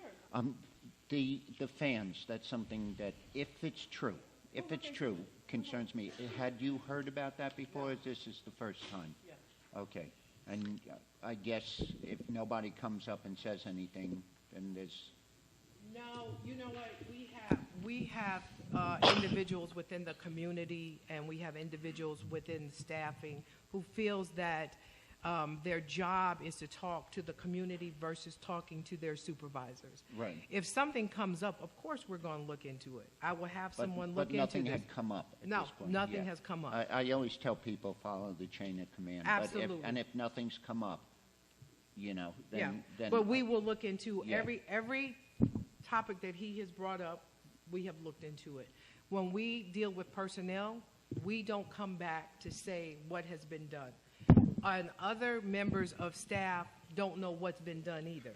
Okay. It's not something that we say, oh, did you know so-and-so got, Roy Lester got this or that because he did that. We don't discuss that.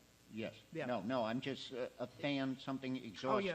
I'll make sure they check it out tomorrow. Oh, well, I didn't even ask you to check it Oh, out. I'm going to check it out. If it's something that... But if you're going that... to check it out, Oh, yeah. definitely. And if you could just let us know. Sure will. All right. Thank you so much. I just want to say one thing.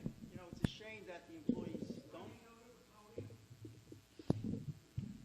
It's a shame that these employees don't go to their supervisors or to the city. Okay? Right. Mm-hmm. But for many, many years, if you said anything to your supervisor, you're going to have a, say to your supervisor that this has to be fixed or this is not right or this and that, you were punished. Yeah, This is how it worked. And the fear is there.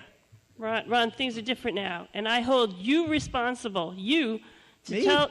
you need to tell those folks that they should talk to Donna. And if they don't, I have an obligation to the city and the people to tell you then, correct? Yeah. That's all I want to know. Tell those people. You got a way about you, Ron. Tell them to talk. Is there. You don't understand. You never worked for the city, okay? Believe me, you were not only punished by the union, you were punished by the city. Well, that was then, this is now. Mm-hmm. And so we can't keep talking about what has happened in the past. We explained to you when we met with you, and then this is the last thing I have to say on the topic.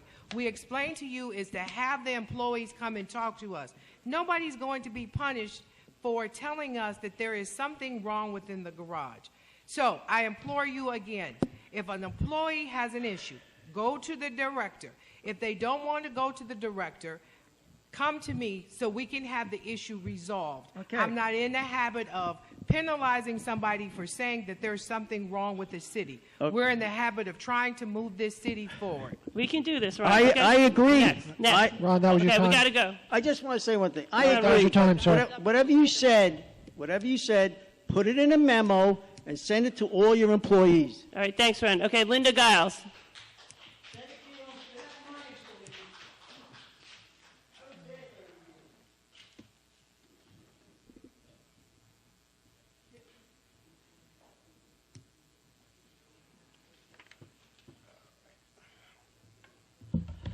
Good evening.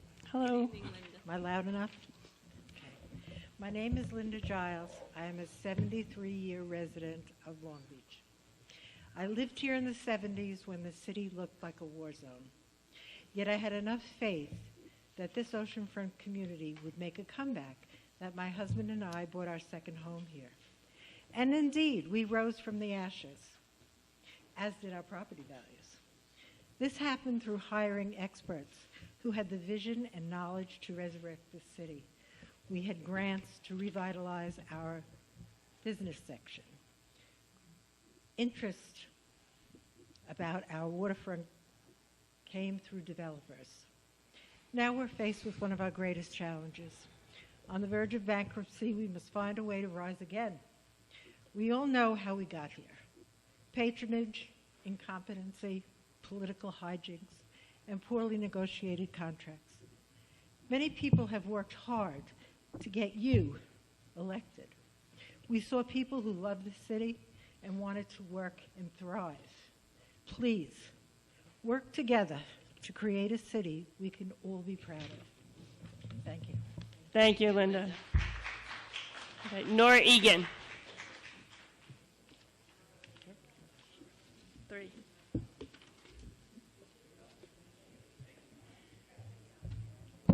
Nora Egan. I just have something to say about your new rules for good and welfare. So I know it says in the charter about giving your address. A couple of years ago, I don't know if some of you remember, some of us suffered from harassment after giving out your address, and the police commissioner at the time kind of brought it up that we really didn't need to give our address, seeing that we're writing it down, and you have it on record. You just had to say your town. Yeah, just your name, and I'm from Long Beach. Because if Okay. you give out my address, you can get my phone number, which is what happened. So maybe you could change it. We said in the beginning of the meeting, some people may not have been here. I said it's a work in progress right now, and that's definitely something we will address. Okay. Thank you. Kathleen O'Leary.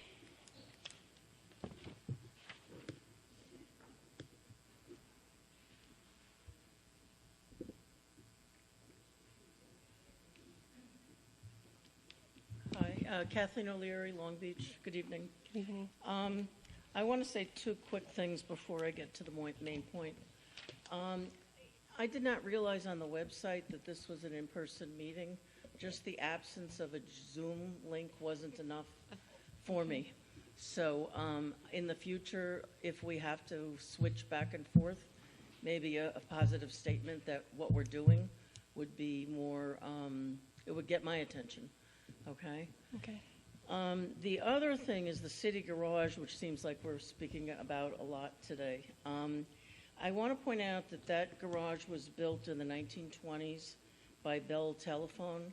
The city of Long Beach bought it in 1939. I don't know about conditions inside. I think the city or OSHA could fix these things. I also know it's not going to be sold and become a Popeyes, which I'm grateful for. I live by there. I pass it every day. I like the building. I think it's like a calm building as compared to McDonald's and whatever else is up there. There's like a ton of fast food restaurants. And I think it should be landmarked, whether it stays as a garage or it does not, or it doesn't. It should be a landmark building. It's a preview of the Art Deco architecture that you're going to see all throughout the city once you get here. So I'm pro city garage. I don't think it's an eyesore. I kind of like looking at it every day. Okay, so the main reason I'm here is I was reading one of Mr. Bernstein's columns in the Herald, and this concerns the Haberman deal. It says 2 consulting firms hired by Long Beach to help negotiate with the developer agreed that some type of tax increase might be needed to construct the necessary infrastructure, such as sewers and roads, to support the new apartment buildings. I resent this, okay, number one. You know, it's one thing to pay more taxes for services, but frankly, I resent having to pay more taxes for luxury building developments. And I'm wondering, is this set in stone, or is this something that was thrown out during the negotiations? Ms. O'Leary, I'm not entirely sure where you're quoting from, so I don't want to take Mr. Bernstein out of context. But the Haberman negotiations, I can take a look at it and talk with you offline if you'd like. But as far as the negotiations, they're still ongoing. This council has not finalized nor voted on anything yet. We are still at the table with, Okay. With the other side. Okay, so are you at the table, or Yes, myself could you and- voice maybe that people are not going to be happy about paying for infrastructure for this luxury building? All of those things that you're mentioning have been echoed by probably every single council member here. Okay. And is in my brain every day. Okay. And I will add, I went to the IDA meeting for the super block, and twice in that meeting, the person in charge said that our taxes weren't going to go up because of the IDA break. And here we have you know, the opposite. Thank you. Nate Epstein? Oh, is it Mr. McNally first? Just a quick point of clarity on that, and I think you guys more or less cleaned it up, but the potential borrowing that was referenced by our consultants was not for infrastructure, it was to pay off the settlement. So it was either misquoted or misstated in the publication. Thank you. Hello, Nate Epstein, 200 Blackheath Road. First off, I wanted to say, Mr. Lester, you said that the city had no choice but to opt out. No, I said with the timeline, we had no choice but to do it at the dark days of the, Okay. And I understand why you might feel that way, but you know, a lot of places didn't opt out, so I don't necessarily accept that. Now, I've heard a lot about marijuana being a gateway drug and sending a bad message, and I understand that everyone's worried about the present opioid epidemic. I myself can count the friends and classmates I've lost on two hands, and I came here years ago urging the previous city council to adopt harm reduction measures that have been effective in places like Portugal, France, and recently New York City. And I saw no action, sympathy but no action. I was met with what I've seen is an eagerness to revert to counterintuitive prohibition tactics. I understand that the stigma of cannabis as a gateway drug is worrisome to many of you, and I'm here to assure you that stigma is all it is. 70% of drug overdoses in the United States involve an opioid, and 80% of heroin users begin by being prescribed opiates from a doctor. So clearly prescription opiates are the real gateway. Meanwhile, there's never been a single recorded case of an overdose death from cannabis in any country, and that's according to the NIDA, whom OA repeatedly cites on their website. The well-meaning people at LongBeachCOA, I meant to say aware before, state that cannabis use can cause depression and anxiety in teens. However, cannabis is commonly prescribed for anxiety, and according to recent studies from the University of New Mexico, is useful in treating depression. In fact, anxiety is one of the most commonly cited reasons that users list for citing cannabis. So by Aware's logic, you might as well say that cannabis causes lower back pain or glaucoma or post-traumatic stress disorder. No, it's meant to treat those things. So when Ms. Vining talks about a message that she wants to send her kids, the message I'm hearing is that facts don't matter and that people's health doesn't matter. Okay, it's all about stigma. Okay, I don't know if any of you have ever been to a dispensary, but when you go to a dispensary, they have knowledge of their product. You can pick what you're getting. You can ask them for a milder strain. You can ask them for something that's good for your anxiety, and you'll be able to make an informed decision about that. Now, instead of buying from a dealer who probably only has one or two strains and doesn't know anything about their product. Dispensaries also provide a central location where harm reduction measures can be concentrated on. Phone numbers for addiction, you can concentrate those harm reduction measures at a dispensary. You can have numbers on the wall for addiction help, for social workers, for any other problem you might have. Not to mention that cannabis is commonly prescribed for things that opioids are overprescribed for, such as pain. I also understand Aware's concern that Long Beach has higher use rates for drugs and alcohol among teens than the rest of New York and Nassau County, and I'm not claiming to have a perfect solution to that problem. What I am saying, however, is that teaching abstinence does not work. There's a reason why overdose deaths in Portugal decreased from 369 in 1999 before decriminalization of all drugs to to only 30 in 2016. And that's because the Portuguese government stopped stigmatizing drugs and started actually helping people who were being hurt by them. We have an opportunity to create an environment that is both safer and respect the rights of people to decide what they put in their body with the information necessary to make those informed decisions. Thank you. Thank you, Nate. Janet Cohen.